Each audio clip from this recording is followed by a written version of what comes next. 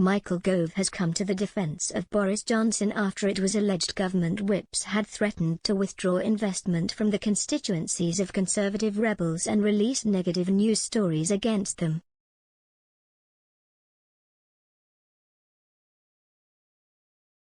Housing Secretary Michael Gove stood up at the dispatch box to update the House of Commons on the government's Levelling Up Fund yesterday.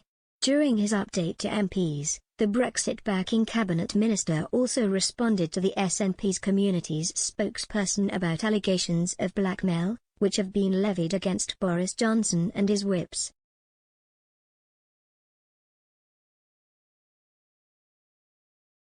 Patricia Gibson, the MP for North Ayrshire and Arran, asked the Scottish-born Tory, said, will he therefore comment on the veracity of the specific remarks made by the Honourable Member for Hazel Grove, William Ragg, about threats made to Tory MPs to withdraw investment from their constituencies and release negative press stories as punishment for supporting a no-confidence vote in the Prime Minister?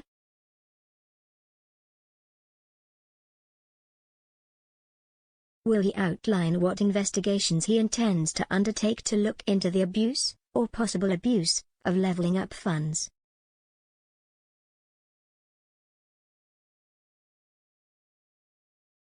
Mr. Gove, who campaigned with Mr. Johnson on the Vote Leave campaign in 2016, responded by saying, there is no evidence of any abuse of levelling up funding.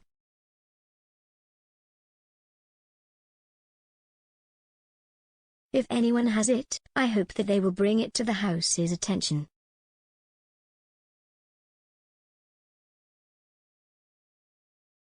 The Surrey Heath MP added, as for any suggestion that someone may be on the receiving end of lots of negative press stories for voting against the government, as someone who is solid, 100%, totally behind the Prime Minister and yet also on the receiving end of a plethora of negative press stories, I can tell the Honourable Member that there is no correlation between the two.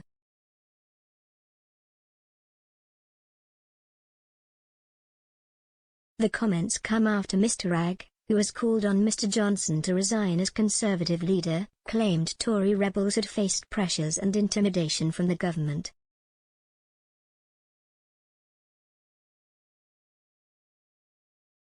Ex-Tory MP Christian Wakeford, who defected to Labour last Wednesday, appeared to corroborate the claims.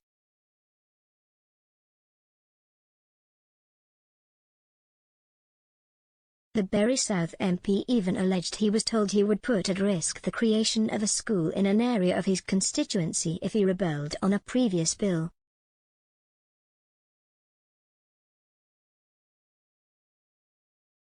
Mr. Wakeford said, "This is a town that's not had a high school for the best part of 10 years, and how would you feel with holding back the regeneration of a town for a vote?"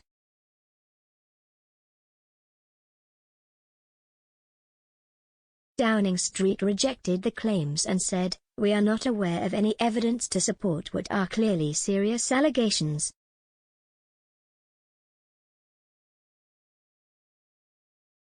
If there is any evidence to support these claims, we would look at it very carefully.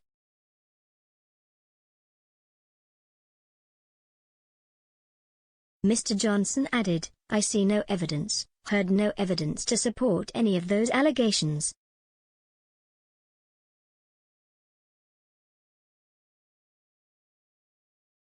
And what I'm focused on is what we are doing to deal with the number one priority of the British people, which is coming through COVID.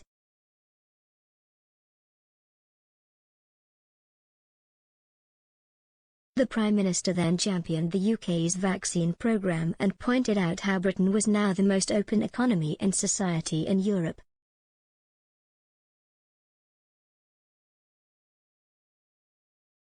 Other Tory MPs, including those who have rebelled against the government in the past, have also challenged allegations of blackmail from the whips.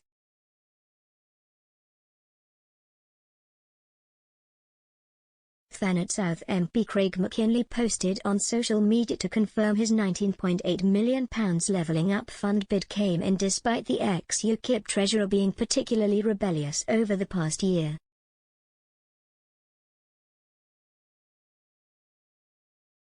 Anthony Mangnall, who represents voters in Totnes and South Devon, responded to Mr. Wakeford's claims by tweeting, "Didn't he receive £20 million from the Levelling Up Fund after he had voted against the government on numerous occasions?"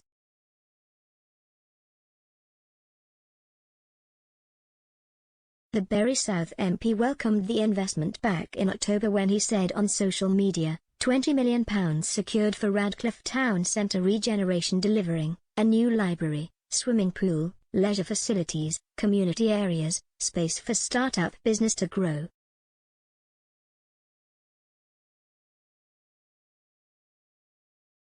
However, Mr. Wakeford said in his defection letter, "I care passionately about the people of Bury South, and I have concluded that the policies of the Conservative government led by Boris Johnson are doing nothing to help the people of the constituency, and indeed are only making the struggles they face on a daily basis worse."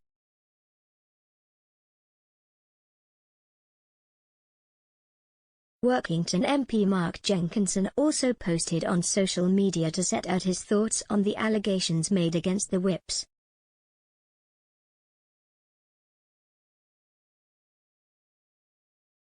He said, "I have not been the most loyal of backbenchers at times, and have been through what the whips would deem to be the wrong lobby a number of times, particularly on COVID restrictions.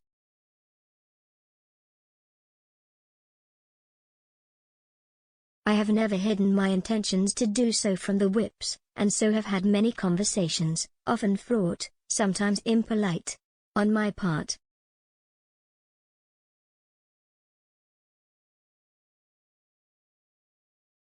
I can categorically state that none of those conversations have ever involved threats, implicit or explicit, towards me or my constituency regarding funding, releasing stories or anything of that ilk.